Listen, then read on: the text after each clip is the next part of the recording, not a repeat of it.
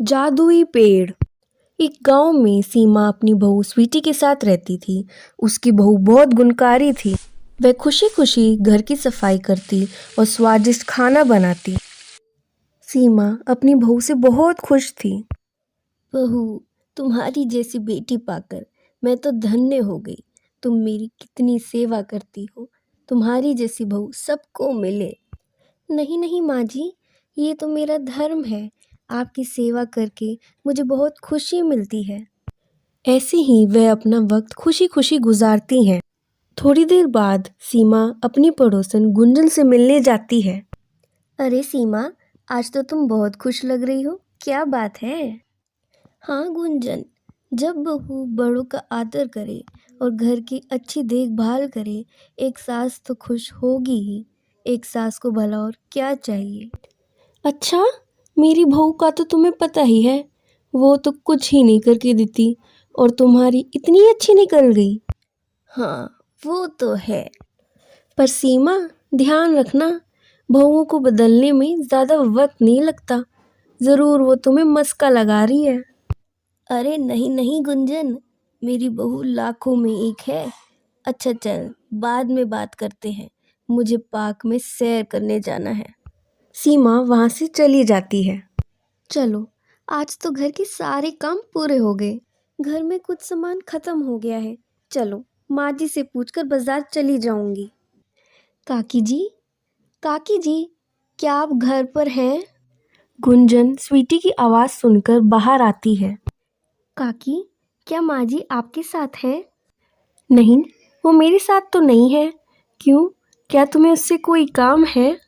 नहीं काकी, मुझे बाजार जाना था, इसलिए माँ जी को बता के ही जाती। गुंजन सोचती है, अरे वाह, क्या मौका मिला है। अब मैं इन सास बहू को अलग करवाती हूँ, फिर सीमा का मुंह देखने लायक होगा। बेटा, मुझे सीमा मिलेगी तो मैं उसे बता दूंगी। तुम बाजार हो आओ। नहीं नहीं काकी, मैं आपको परेशानी नहीं देना चाहती। मैं माँ जी का इंतज़ार कर लूँगी। बेटा, इसमें क्या परेशानी, तुम बेफिक्र होकर जाओ। अच्छा, ठीक है, धन्यवाद काकी। सीमा सैर करके घर वापस लौटती है। बहू, ज़रा मेरे लिए चाय तो ले आना। लगता है बहू घर पर नहीं है, पर वो तो मुझे हमेशा बताकर ही निकलती है। उसे बाहर ढूंढकर देखना चाहिए। सीमा अपनी बहू स्वीटी को ढूंढने बाहर निकलती है। अरे सुनो, क्या तुमने मेरी बहू को देखा है? नहीं, मैंने तो तुम्हारी बहू को नहीं देखा। मैंने भी तुम्हारी बहू को नहीं देखा। क्यों, क्या हुआ सीमा बहन? वो बहू घर पे नहीं है, पता नहीं कहाँ चली गई बिना बताए। लो, तुम तो तुम्हारी बहू की कितनी तारीफ कर रही थी और वो तुम्हें बिना बताए चली गई। देखा सीमा, मैंने कहा था ना, बहुएं चालाक होती हैं। उसने तो तुम्हारा कोई मान भी नहीं रखा, तुम्हारा कोई आदर नहीं करा। तुमने तो उसे सिर पे चढ़ा के रखा हुआ है। अरे नहीं नहीं गुंजन, ऐसा हो ही नहीं सकता। वो ऐसी गलती पहले कभी नहीं करती थी, अब शायद अनजाने में हो गई हो। नहीं सीमा, तुम अपनी बहू से इतना प्यार करती हो कि तुम अब उसकी गलती भी नहीं देख पा रही हो। देखना, आगे जाकर वो यही गलती दोबारा दोहराएगी और तुम देखती रह जाओगी। तुम्हें अपनी बहू को इतनी ढील नहीं देनी चाहिए।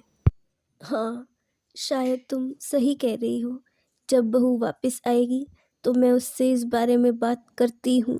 स्वीटी मार्केट से लौटकर घर आती है। बहू, तुम कहाँ गई थी?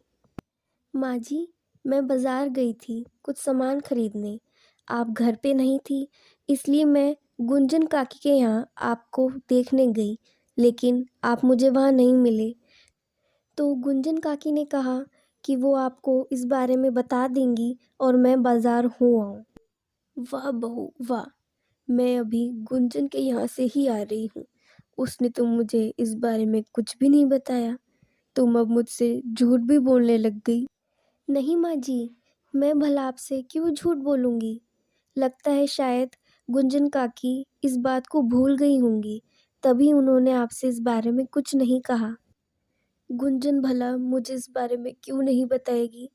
अपनी गलती किसी और पर डालना अच्छी बात नहीं होती बहू। खैर छोड़ो, अब इन बातों का कोई मतलब नहीं। आगे से ध्यान रखना। स्वीटी खाने की तैयारी करती है। मसालेदानी में लाल मिर्च तो है ही नहीं। गुंजन काकी से थोड़ा मांग लेती हूँ। काकी, क्या मुझे थोड़ा लाल मिर्च मसाला मिल सकता है? हाँ, क्यों नहीं। पता है, मेरी बहन ने अपने यहाँ से एक स्पेशल मसाला भेजा है। जब तुम उसे अपने खाने में डालोगी तो वो और स्वादिष्ट हो जाएगा।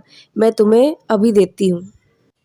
गुंजन मसाले का बाउल स्वीटी को पकड़ाती है और तभी स्वीटी मसाले का बाउल लेकर घर के लिए निकलती है। गुंजन के कहने पर स्वीटी मसाला अपने खाने में मिला देती है और अपनी माँ जी को परोसती है। सीमा खाना चखती है। अरे बहू, ये तुमने कैसा खाना बनाया है? मैंने तुम्हें डांट क्या दिया? अब क्या तुम मुझे इतना बुरा खाना खिलाओगी? मुझे तुमसे ऐसी उम्मीद बिल्कुल भी नहीं थी। मैं ये खाना नहीं खा सकती। ये बात सुनकर स्वीटी बहुत उदास हो जाती है और नदी किनारे पानी भरने के लिए चली जाती है। माँ जी तो मुझसे बहुत नाराज़ हैं। ये सब गुंजन काकी की वजह से हुआ है। मैंने भला उनका क्या बिगाड़ा था?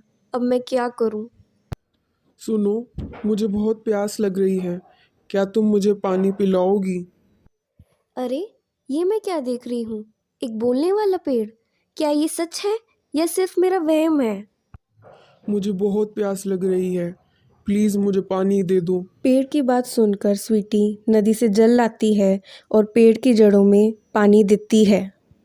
जल पीकर पेड़ अपना रूप बदलने लगता है और एक सुंदर से पेड़ में बदल जाता है।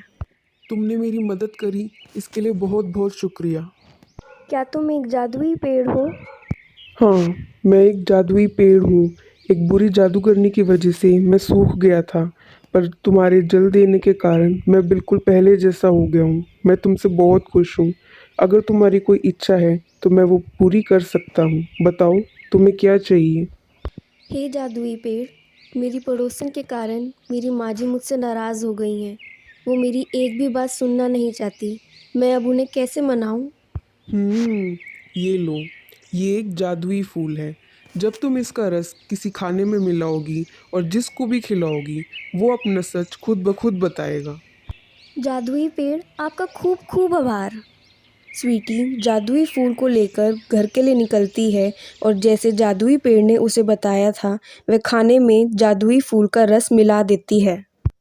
सब सही से हो गया। अब बस माँ जी को सच्चाई के बारे में पता लग जाए।